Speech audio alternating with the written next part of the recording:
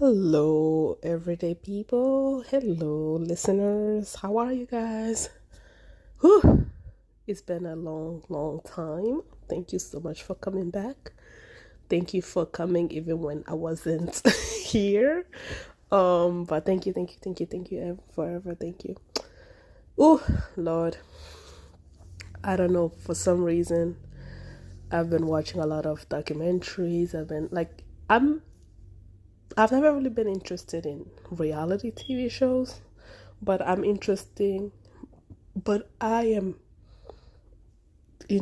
in docu-series, like not following people's lives like that. Like my shows are catfish, right? Investigations, those are my top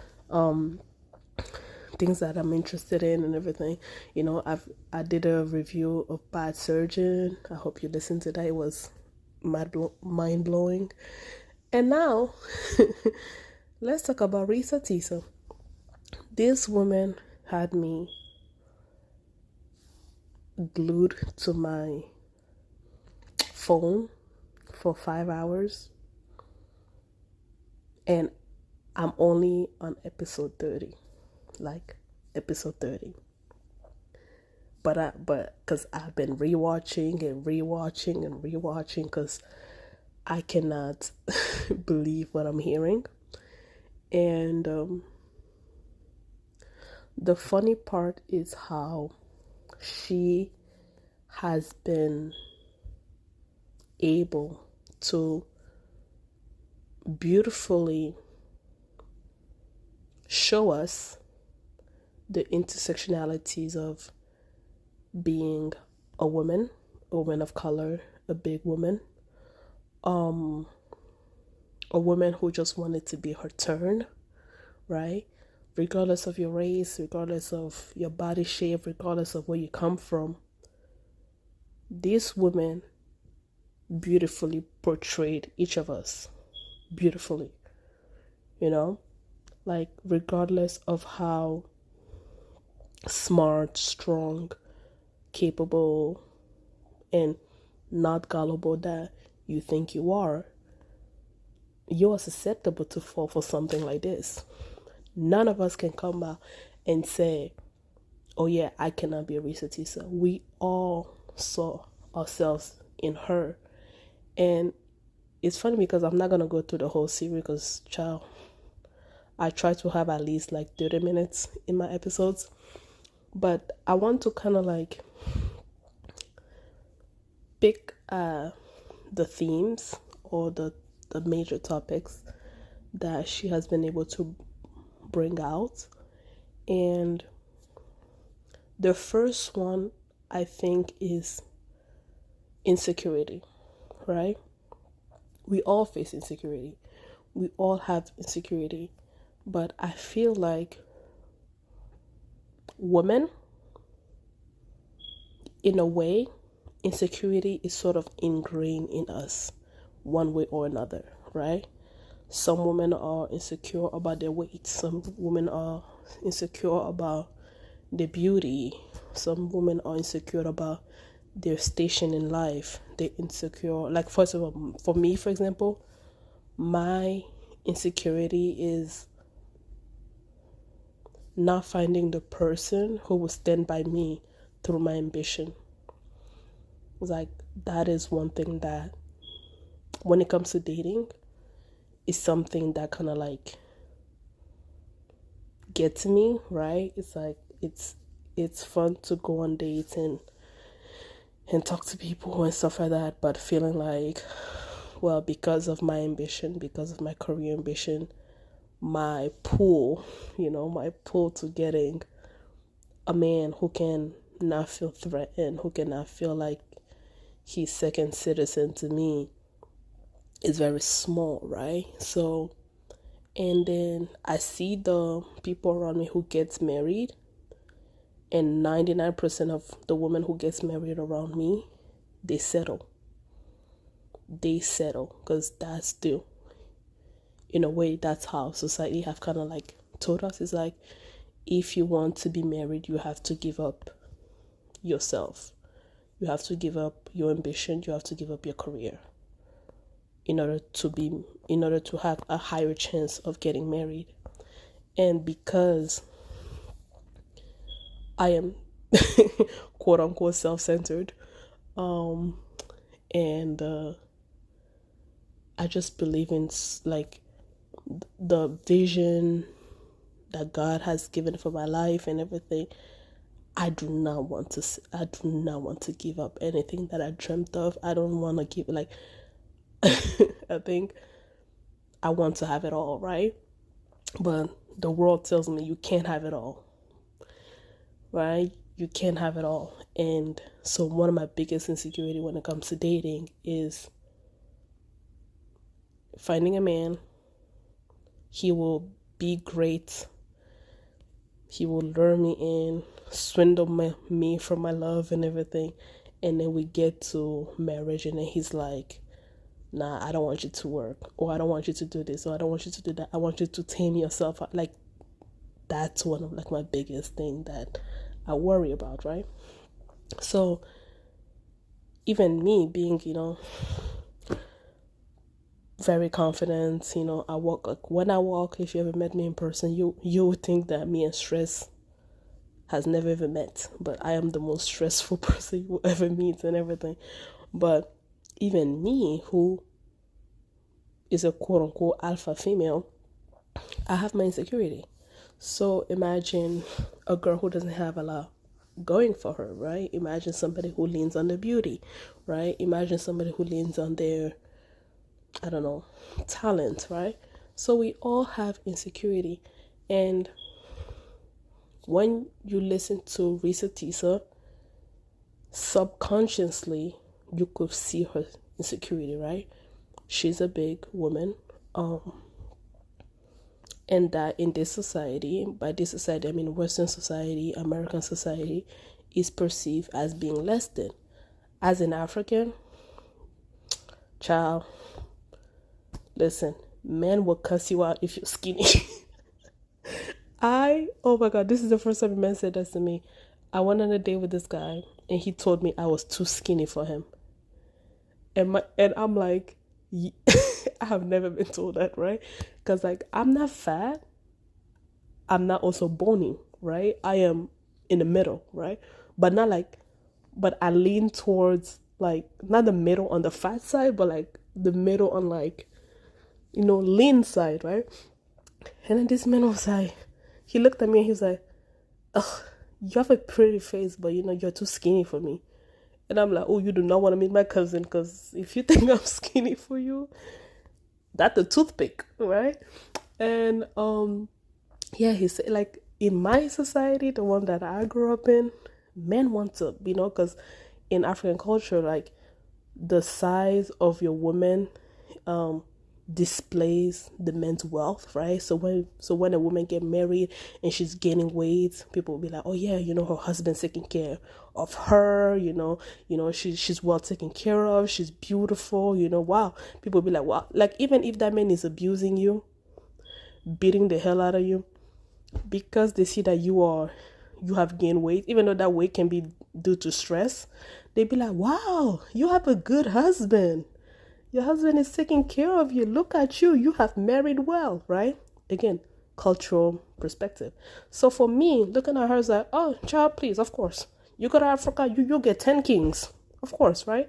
But in the society that we live in, you look at her, she doesn't fit the mold of the society. So so by looking at her, you can perceive that maybe the reason why she allowed certain stuff to happen is because she doesn't get picked very much. And she said I wanted it to be my turn. And you can see, like, how many times do heavier women go out and feel like, when I go out, someone's gonna look at me and think I'm pretty and think I'm fine. You always feel like, even we see this in the media, like, bigger women, they're always like the sidekick, the clown and everything. So nobody takes them seriously in this society, right? And so you can just perceive that, oh my God, this man is doing something nice for me. This man has decided to come to me to get me to get my tire fixed and everything, so you're just like, wow, right? And the second the second theme that she brought up, and I kind of talked about this, is sort of like how women are not served. And y'all, I've talked about this so many times on this in this community, is like being a girl, regardless of society, you are a second-class citizen. You are. You may not be oppressed as if you were in North Korea. You may not be oppressed as if you were in a reclusive society, but women, we are second-class citizens. Not because, we don't have rights or we can't vote and everything, but it's because like our everyday interaction with people is like, you are supposed to serve me, I'm not supposed to serve you. And I feel like because we are always of service, we know how, like, we find joy in serving others, right? And we indirectly internalize that joy for other people, right? So when somebody do something nice for us, we tend to be like surprised. Oh my God, he's doing something nice for me. Oh my God, he's here for me. And I could relate to that, because I swear to you, and I'm being so honest, like, I wanted to do a YouTube video. Maybe I will do it, but y'all, I told you guys 50 times, I don't like to be in front of cameras and everything. I don't like taking pictures. I don't even like doing videos. This is my favorite, platform. But I'll let you know if I started a YouTube podcast and everything. But the reason why I can relate to this so much, because I did the same shit. When I met my ex was not my type at all. There was nothing about my ex that was appealing to me. Nothing. That man was, and it's funny because girls were like, oh, I want a sweet man, I want a sensitive man, I want this, and then you get it, you're like, I don't want it to be that sweet. Girls, we can be assholes, let's be honest, right? We can be assholes and everything. But when I'm attracted to a secure man, I'm attracted, like, even when a secure man is jealous, like, they're not being jealous as, like, thinking somebody will come and get the girl. Their thing is like, you better know to not cross this line, right? Which is different. An insecure man is like, what are you doing? Where are you going? You need permission. You need to do this. Child, I do not have time for that. I do not have time for that, right? So when I met my ex, this man was, I used to be like, oh my God, and I know this is so wrong to say, but like, and you have to meet him to understand what I'm saying. And I think internally, I was rejecting him because his spirit and my spirit were not just getting along, right? But he was too soft. And I'm not saying the soft as being like, he's too, but he was just like, he would say futile things. He was worrying about the wrong stuff. This man was on social media. I'm sorry, and I'm not meant to be stereotypical, but it's like, I don't need my man to be gossiping about stuff that he saw on social media. That shit pisses me off, because me as a person, I'm not even a social media person. Like, I can see something and I'll be like, never mind. Like, I don't worry about futile things, So my man will literally have a whole conversation about something that happened on TikTok. He'll have a whole 3-hour conversation, and that shit will piss me off. Like, this man will wake up in the morning, before he even say hi to me or kiss me good morning, he's on TikTok scrolling. And I'm like, what type of man does that? That's not a man to me. That's a boy. he's not a man, he's a boy. So he would just do things that would like get at me. It would piss me off and be like, why am I dealing with this man, right? And everything was, this man would throw a tantrum, literally a tantrum. He would wake up, he would say good morning, he would smile, he would be great. And then 10 minutes after, he's silent. You ask him, hey, do you want to eat? He'd be like, no. Do you want to go out? No. Do you want to do this? No. Do you want to do this? No. And he'll give you the whole silent treatment. And then you're there. And mind you, I had a studio, so everything is out in the open. So I'm like, I don't like to be uncomfortable in my own space. And we were in my house. This man would come to my house and give me the silent treatment in my house. And in my head, I'm like, why did you show up? Why did you even come? Right? And then I'll be like, okay, in order to kind of like get away from just being awkward, and mind you, this is also COVID, right? I would do a whole video on why it was a bad idea for me to date during COVID. But this man will come in and he's giving me the silent treatment. He's not talking to me. He's not saying anything, right? So in order for me to just kind of get fresh air and get out of this like madness, I will go out. Like I will go out to the park or something. Then this man is calling me. And then he'll be like, why did you go out? Excuse me? He'll be like, yeah, I came here to see you, but you left and you didn't even say anything to me. Nah. And then it's like, you don't appreciate my presence. You are going out to have fun. Like, who are you out with and everything? And I'm just like, my dude, you came to my house and you have not spoken to me for 5 hours. And I would try to have conversation with this guy. Mind you, like, you know, like I bought games, for things for us to do. The Negro would not talk to me for 5 hours. He would not say nothing to me. And he will have the audacity when I leave to get out of, because I hate being uncomfortable in my own space. And I don't want to be like, then get out, right? So I'm the one that's leaving. I'm the one that's leaving my own house. The house that I'm paying for, that this fool is not paying for. And he will call me and be like, yeah, I came to see you and you are not here. I'm just like, is this man a psychopath? I will break up with that fool every single week. I will break up with him every single week. But here's why I allowed that fool to stay with me for a year. Here's why. He did 2 things that I wasn't used to getting.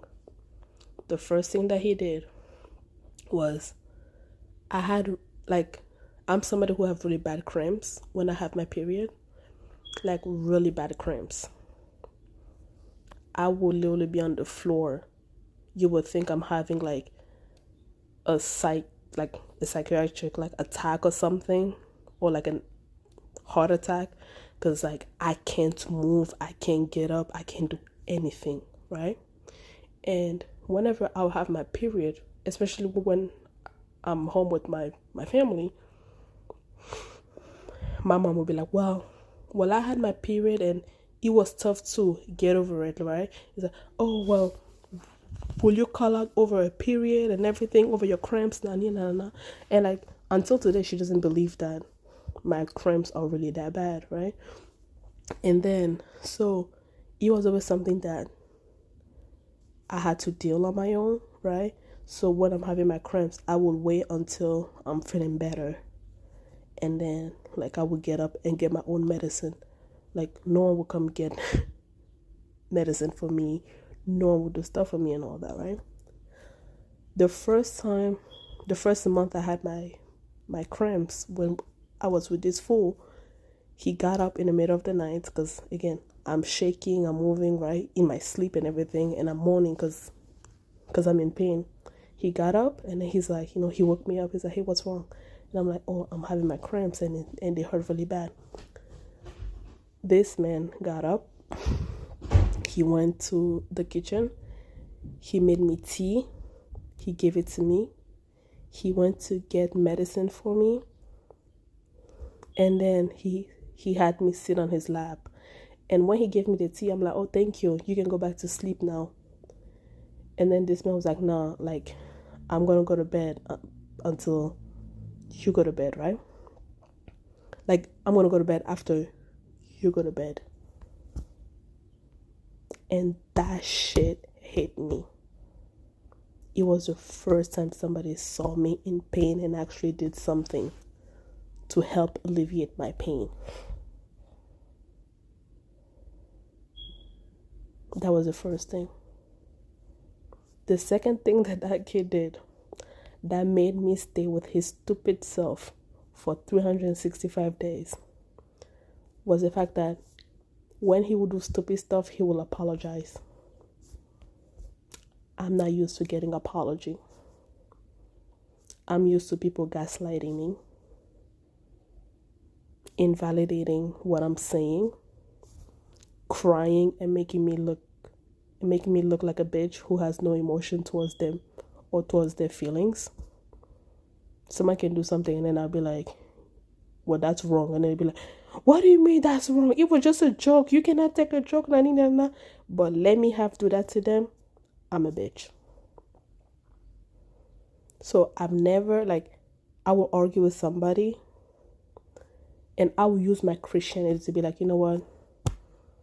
Like, I'm a child of God. Let me just go and fix this thing with this person. This person is my cousin. This person is my friend. Like, I've known her for 10 years. You know what? Let me not let this stupid shit ruin our friendship. Yeah, she did some stuff that but you know what? I'm a Christian. Let me forgive because God forgive me every single day. So, let me get over it. So I will be the one fixing stuff. I will be the one reaching out to people when we had arguments. But I will never no one will ever reach out to me. No one will ever apologize. This man will come and be like, hey, I'm sorry I gave you the silent treatment. This is what I'm dealing with. I'm sorry. I don't want to make you feel like this, like that, blah, blah, blah, blah. And I'm like, damn, somebody apologized to me. And then guess what he did? 2 hours later, gave me the silent treatment. You see how, the standards are low? How women are not used to being served in the basic things. When I'm shocked that somebody apologized to me. I'm shocked that somebody had the mindset of making me tea and giving me medicine when most of the time I have to wait when my cramp is down for me to do that for myself. Now, I don't know how you marry somebody without your family knowing or your family being present. That shit is not African. That shit is not African, Reesa, Teesa. I don't care if it was a pandemic. I grew up with my mama asking for social security numbers of the parents, of the grandparents of the kid that was asking me to come sleep over her house. My mama needed to see them. They couldn't drop off their kids in front of her house and leave. No, they had to come inside, say hello, shake her hand so she could remember their eye color, everything. What family allows their kid to be married and them not be present? That's why we don't do court weddings. We don't do that. In Africa, when you go to the city hall to get married, they will ask you, where's your family? They will ask you, where's the dad? Where's the mama? Do they know each other? Have they met your spouse? They will ask you. Your people don't ask that in America. The mayor doesn't ask that. The court clerk doesn't ask that. Girl. We are not doing that. We are not doing that. But the other theme that came out from that story is how I respect, men, how can I say it? Men value or just love. Because men have been so shitty for a long time that when you offer to fix my tire, I think you're a great man. And that should be a discussion about that men should have amongst themselves. How come we expect so less of them? The less they do, the value of men, the dignity of men have just gone down. Oh yeah, this man listens to my problems. He's supposed to listen to your problems. This man paid the rent. He was living there. He's supposed to. He is supposed to. Child, even though I'm educated and I want to get a job and I want to live out my dreams and have ambition, it has always been ingrained in me that I still have to cook and clean and do stuff for my husband and, wash his clothes and stuff like that. So I expect him to provide financially and emotionally. I expect my man to pay for the bill, yes, because I'm going to be taking care of him, because tradition asks me to do that. So he has to pay up. It doesn't matter if I'm working. You're supposed to pay for the rent. My money should be for myself. Because outside of my money, I'm taking care of you. So you are supposed to pay for rent.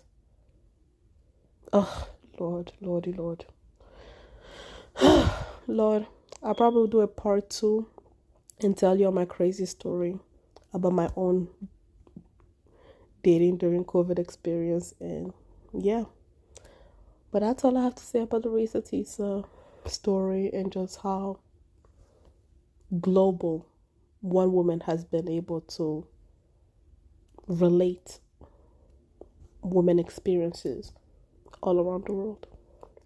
All right, y'all. Talk to you later. I have to go cook before my mama come back from work and cuss me out. Bye.